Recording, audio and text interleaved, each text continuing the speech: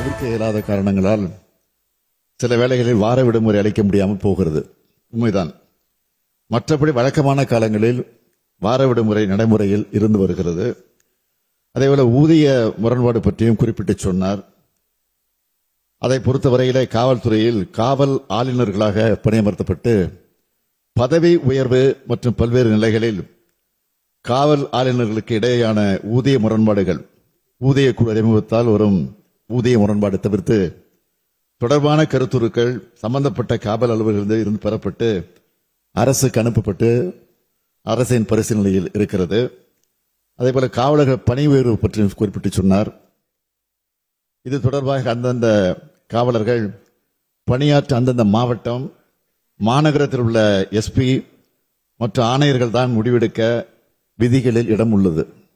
எனவே மாநில அளவில் ஒரே வகையான ஸ்டேட் சீனியாரிட்டி அடிப்படையில் பதவி உயர்வு வழங்குவதற்கு தற்போதைய விதிகளில் இடமில்லாத நிலை நிலவுகிறது என்பதையும் மாண்பு உறுப்பினருக்கு தங்கள் மூலமாக தெரிவித்துக் கொள்கிறேன். சட்டப்பேரவையில் காவல்துறை மீதான மானிய கோரிக்கை மீது முதலமைச்சர் பேசிய அந்த காட்சிகளை பார்த்தும் விரிவான விவரங்களை பின்னர் வரும் செய்திகளில் பார்க்கலாம்.